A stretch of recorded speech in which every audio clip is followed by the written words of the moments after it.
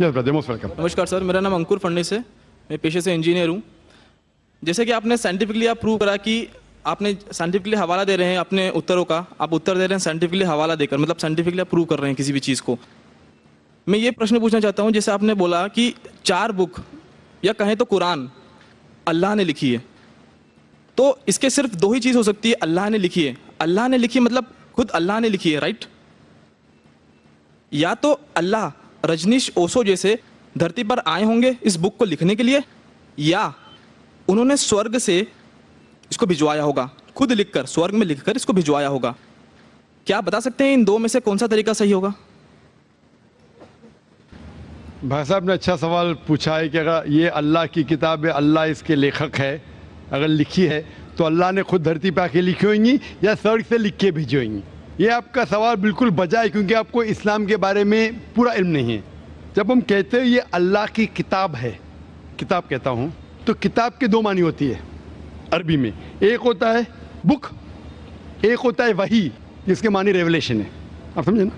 किताब के 2 मानी होते हैं, किताब मतलब बुक और किताब मतलब वही, अंग्रेजी में कहेंगे revelation.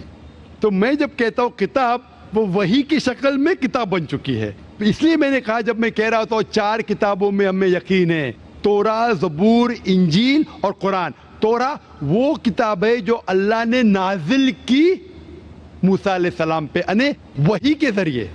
We believe in revelation, सो अल्लाह ने वही के जरिए नाजिल की अपने पैगंबरों पे। अल्लाह ताला को किताब लिखने के लिए खुद आने की जरूरत ही नहीं। अल्लाह ताला क्या करता है? अल्लाह ताला इंसानों में से एक आदमी को चुनता है और उसके साथ एक हायर लेवल ऑफ कम्युनिकेशन करता है। आप समझे ना? मुझे आज कहने के लिए अमेरिका जाने की जरूरत थोड़ी है, फोन पे कह सकता हूँ मेरे भाई से। मैं ये नहीं कहना चाहता हूँ कि अल्लाह ताला ने फोन के जरिए कुरान नाजिल किया, गलत मत समझिए। फोन तो अभी आया, अल्लाह ताला का कम्युनिकेशन फोन से हायर है। हम जब फोन से बात कर सकते तो खुद अल्लाह को आने की जरूरत क्यों? मुझे अगर कुछ पैगाम पहुंचाने का अमेरिका खुद जाने की जरूरत है? फोन पे कह सकता हूँ कि नहीं? ईमेल है, फैक्स है। अल्लाह ताला इंसान से कई गुना क्या इंसान से कंपेयर नहीं कर सकते, ये कहना भी गलत है। अल्लाह ताला का मकाम एक दूसरा मकाम है। अल्लाह ताला ने वही के जरिए हायर लेवल ऑफ कम्युनिकेशन, एक वही के जरिए अपने पैगंबर को अपना पैगाम पहुंचाए। मिसाल के तौर पे कुरान कैसे किताब की शक्ल में है? अल्लाह ताला ने वही के जरिए नाजिल की मोहम्मद सल्लल्लाहु अलैहि वसल्लम को। मोहम्मद सल्लल्लाहु अलैहि वसल्लम ने दोहराया, जब दोहराते थे, क्योंकि अल्लाह के रसूल, आखिरी रसूल मोहम्मद सल्लल्लाहु अलैहि वसल्लम अनपढ़ थे, ना लिख सकते थे ना पढ़ सकते थे। वो लेके अपने साहबा, अपने साथियों को, आओ लिखो इकरा, तो लिखते थे। दोहराओ, बिस्मिल्लाहिर्रहमानिर्रहीम पढ़ो, बिस्मिल्लाहिर्रहमानिर्रहीम। तो वो कहते थे अपने जबान से, लोग जब लिखते थे बोलते थे दोहराओ, और वो सुनते थे हाँ सही है। इस तरीके से धीरे धीरे 22 साल, 22.5 साल में ये कुरान नाजिल हुआ। एक साथ में लिख के थोड़ी स्वर्ग में लिख के भेजा, या लेखक जैसा लिखता है वैसा नहीं लिखा। सवाल जवाब का सेशन कोई अल्लाह के रसूल से पूछा कि मिसाल के तौर पर बकरा सूरा नंबर 2 आयत नंबर 219 में, इन लोग जब पूछते शराब के बारे में तो ऊपर से वही आई। इन लोग जब पूछते शराब के बारे में, कह दो शराब के अंदर नुकसानात भी फायदे भी है, नुकसानात फायदे से ज़्यादा है। सवाल जवाब इस तरीके से धीरे धीरे 22.5 साल में कुरान नाजिल हुआ। जब भी नाजिल होता था वो अपने साथियों से, साहबा से कहते थे, वो लिखते थे, वो सुनते थे, सही है। इस तरीके से 23 साल में आस्ते आस्ते लेखक में कहता हूँ हिंदी में, बेस्ट इज अरबी में कहेंगे ये अल्लाह का कलाम है, मतलब not that he wrote it himself, he is the author. आप समझे ना? Author means he is originator, Quran originated from him. That doesn't mean he wrote it with himself with the pen. He is the author means this book Quran is a wahi, a revelation revealed from Allah subhanahu wa ta'ala to his messenger, and then given the book form. Hope that answers the question.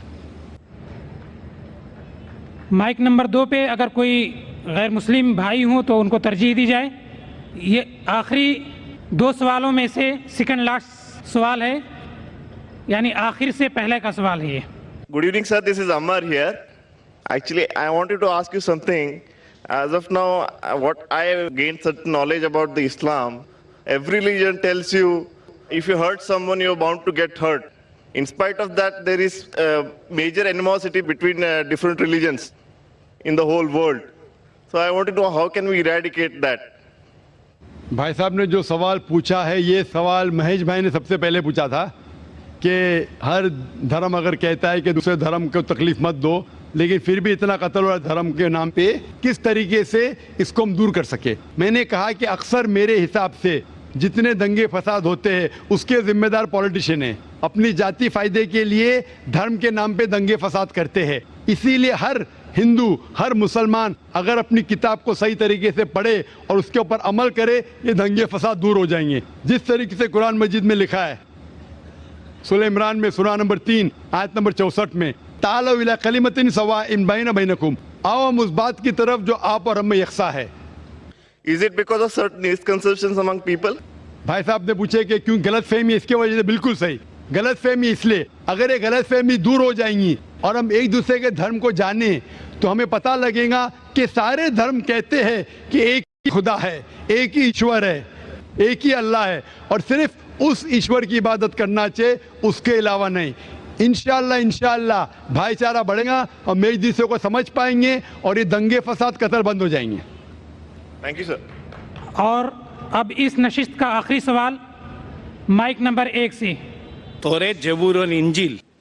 توریت موسیٰ علیہ السلام پہ نازل ہوا, داؤد علیہ السلام پر یہ کون سا تو زبور, ہاں, اور انجیل عیسیٰ علیہ السلام پہ نازل ہوا. تو ابھی یہ تینوں کیوں فارم میں نہیں ہے, مطلب ہے کیوں نہیں؟ قرآن ہے تو اس کو مکس اپ کر دیا لوگوں نے اور اس کا فارم کیوں نہیں ہے ابھی؟ توریت زبور انجیل کیوں نہیں ہے وہ کتاب ابھی؟ بھائی صاحب نے اچھا سوال پوچھا کہ اللہ نے نازل کیا تورا, پھر زبور, پھر انجیل, اب یہ سب کیوں نہیں, صرف قرآن کیوں؟ بھائی صاحب جب بک کا ایڈیشن نکلتا ہے نا, first edition, second edition, third edition, تو صرف لیٹسٹ ایڈیشن لگتے, پرانے ایڈیشن چھوڑ دیتے. کیونکہ جو مین ساری کتابوں میں ساری وحی میں بنیادی بات وہی تھی, ایک خدا کو مانو, اس کی عبادت کرو, نہ اس کی کوئی پرتیما ہے نہ کوئی مورتی ہے. لیکن جو مائنر پوائنٹس تھے, کس طریقے سے نماز پڑھنا شاید تبدیلی ہوئی, تھوڑا کھانے میں حلال تھا کبھی حرام ہوا, یہ تھوڑی بہت بات بدلتے گئے کیونکہ لوگ نے اس کتاب میں ملاوٹ کی. جب وحی میں ملاوٹ آنے لگی تو اللہ نے ایک نئے پیغمبر کو بھیجا پھر سے اس کو صاف کر کے. لیکن جب اللہ تعالیٰ نے سوچا کہ یہ وقت ابھی صحیح وقت ہے, آپ پوچھیں گے اللہ تعالیٰ نے قرآن کیوں نہیں سب سے پہلے بھیجا, تو میں یہ جواب دوں گا اللہ تعالیٰ جانتے تھے کہ انسانیت اس وقت تیار نہیں تھی قرآن کو حاصل کرنے کے لیے. 1400 سال پہلے اللہ ہمارا خالق ہے, انہیں جب یقین ہوا کہ یہ وقت صحیح ہے نازل کرنے کے لیے, انہوں نے قرآن نازل کی. اور جب نازل کیا اس میں لکھا ہے سورہ ہجر میں سورہ نمبر 15 آیت نمبر 9 میں کہ اللہ تعالیٰ نے قرآن نازل کی اور اللہ تعالیٰ اس قرآن مجید کی حفاظت کریں گے. اس کے بعد کوئی بھی اس قرآن مجید میں ملاوٹ لا ہی نہیں سکتا ہے, آپ کتنی بھی کوشش کرو, کیونکہ آج کی تاریخ میں لاکھوں لوگ قرآن کو اپنے میموری میں اتار چکے ہیں. یہاں دنیا میں کئی حفاظ ہیں, لاکھوں حفاظ ہیں جو قرآن مجید کو اپنے دماغ سے پھر سے دہرا سکتے ہیں. دے نو دا قرآن بائی ہارٹ. کتنی بھی کوشش کرو, آج کی تاریخ میں اگر آپ سارے قرآن مجید کو جلا بھی دیں گے نعوذ باللہ, پھر بھی ممکن نہیں کہ قرآن کو آپ ختم کر سکیں گے, کیونکہ اللہ تعالیٰ کا وعدہ ہے کہ قرآن کو میں نے نازل کیا ہوں اور میں اس کی حفاظت کروں گا. اسی لیے اس کے بعد کوئی بھی قرآن نہیں آنے والا, کوئی بھی نئی وحی نہیں آنے والی. اسی لیے اللہ تعالیٰ فرمائے کہ آخری وحی کی حفاظت کریں گے, تو کہ تا قیامت ہر انسان کے لیے ایک انسٹرکشن مینول موجود ہے. آخری جواب تھا. وآخر دعوانا الحمدللہ رب العالمین. جزاکم اللہ خیر. دوستو, آج کا کامیاب سیشن یہیں پہ ختم ہوتا ہے. اللہ تبارک تعالیٰ سے دعا ہے